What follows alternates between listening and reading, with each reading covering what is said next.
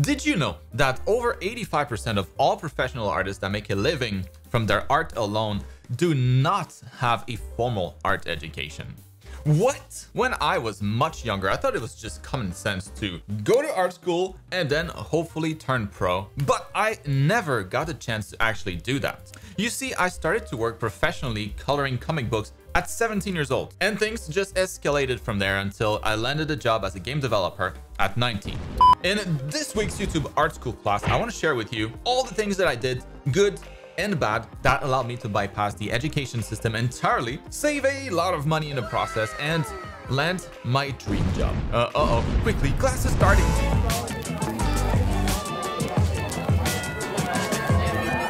Shh, all right, class is in session. Pay attention. Here's the path that I took to go from 0 to pro without ever going to art school. It's entirely possible, even pretty common, despite what a lot of us have been brought up to believe. You don't need an expensive college education. You don't need a degree either.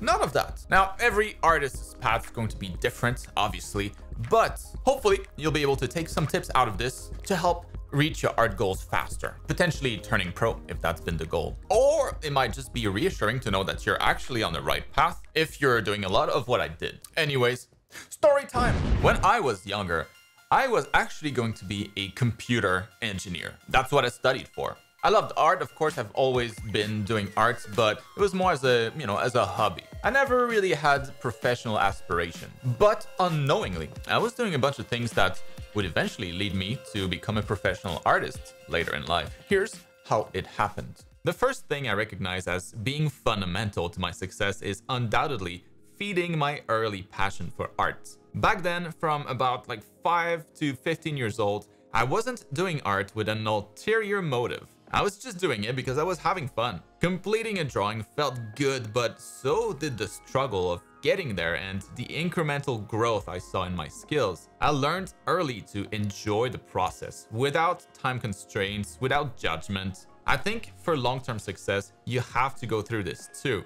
I now understand I was learning to love internal rewards rather than external rewards like comments and likes. It's harder today with social media, but I'd recommend that you keep a portion of the art that you create for your eyes only. This way you're not making artistic decisions based on what others might think, but only about whether you like it or not. Over the years, I looked at many art books, fantasy books, watched a lot of shows, and read a lot of comics. And the second thing that I can attribute my career to is definitely a lot of copying. I used to copy nearly 90% of everything that I was drawing. I didn't have anyone showing me how to draw, so I figured if I copied popular artists, mangas, and comics, some of it would rub off on me. It definitely allowed me to pick up a bunch of tricks left and right, but mostly, I think it helped me develop an eye for what's cool, or at least what the majority would agree is cool.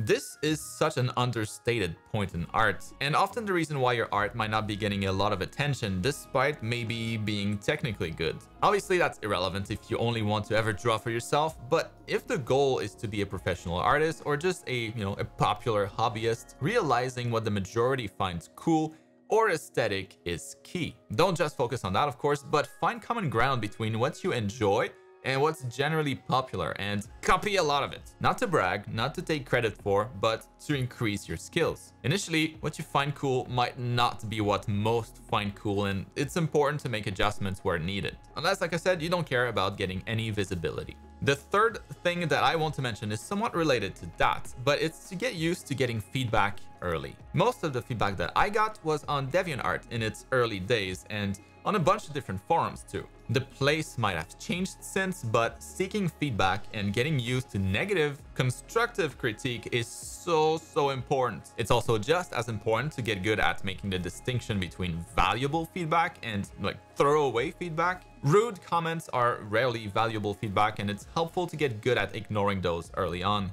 Put your art out there and always ask for critique. At first, it won't feel good to receive it, especially if it's not what you were expecting. But it's essential to keep growing as an artist that you take in different points of view and try to consider them. I did a lot of that, which I feel prepared me for my first professional job of coloring comic books. And to land that job, I just applied to a job board, an old website that probably doesn't exist anymore, where they had a bunch of comic book related jobs listed, showed them my portfolio at the time, and then some of them ended up hiring me. Now, suddenly I had to interact with different clients and listen to their demands, no longer just doing art for myself. That's also when I dropped out of the science program in college and realized that I could make money doing what I love, art, and that was a huge revelation. I kept working on my art to get better and possibly get better gigs, and kept updating my portfolio on DeviantArt along the way. The fourth thing that I now realize I did back then is specialize early, and that was both good and bad. A lot of the paintings and drawings that I focused on in my early days were typically just a character standing in front of like simple backgrounds. I didn't have a mentor to guide me or any solid plan of action. I was just doing more of the same since I had found that it was getting more and more traction on DeviantArt. Inevitably, I got better at doing that, of course, because that's all I was doing. But I really locked myself in that way and kind of ended up sucking at everything else. I didn't have fundamentals. Heck, I didn't even know what that was back then. When a recruiter for a local game company reached out to me for a full-time job as a concept artist, luckily landed the job, passed the test, but I felt incredibly unprepared. I remember so vividly the imposter syndrome feeling. Over time, talking to my new colleagues and soaking up all the knowledge I could from them, I realized that I needed to work on my fundamentals, something that I had been completely avoiding, unknowingly that is. I feel like specializing allowed me to get a job sooner, perhaps with a flashier portfolio, but I had to work extra hard once I got the job to catch up and become a more well-rounded artist capable of drawing anything the job required. My first couple of months there were pretty rough. I was not at all prepared and was a very stressful couple of months. I slept on my fundamentals, and you shouldn't. The next thing is something that I definitely did not have. It's something that I've always wanted when I was younger, something that I just had no access to. So I did my best to read a lot of different books on how to draw, but there was never a path laid out in front of me that I could just follow to improve as an artist. The years went by, and then short of going to a traditional art school and having to pay thousands and thousands of dollars, there was still no way to learn art on your own, to have a complete art education in the comfort of your own home. So as soon as I left my job as a game developer, that's the first thing that I set out to create: a complete arts education program that everyone can afford, essentially combining all the things that I wish I had when I was younger: the structure, the content, the assignments, a clear path from A to Z to learn everything that an artist would need to learn to be able to draw anything your mind can imagine. And our little art gang just passed the 15,000 student milestone, so I'll be extending the sale from last month until the end of this month to celebrate. I never thought it would get this big. Check the link in the video description for all the details if you're looking for help to grow your skills. If you're already a student like many of you are, thank you. I love you.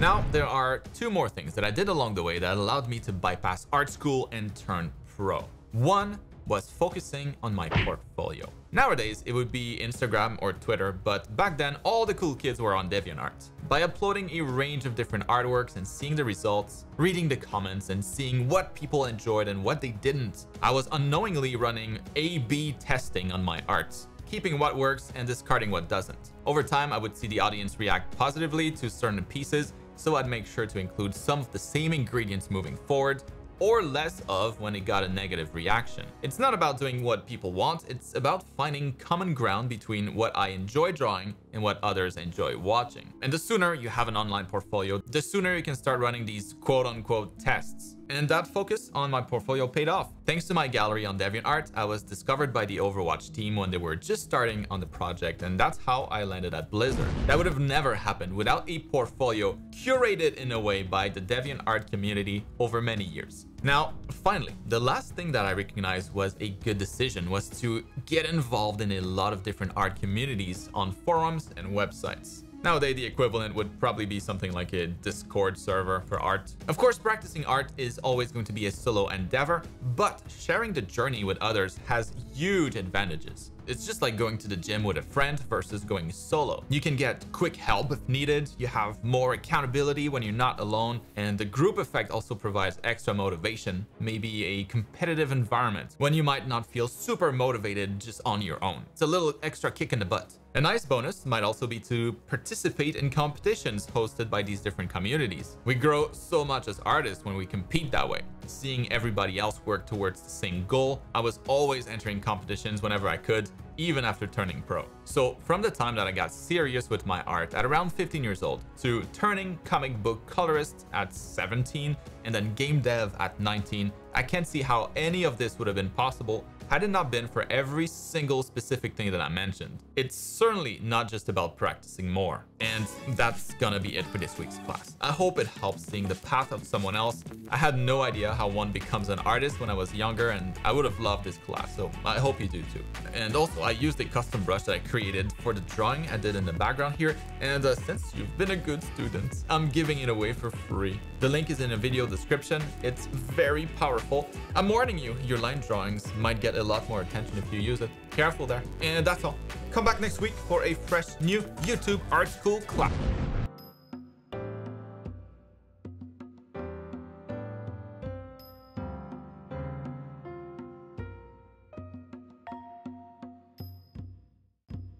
What?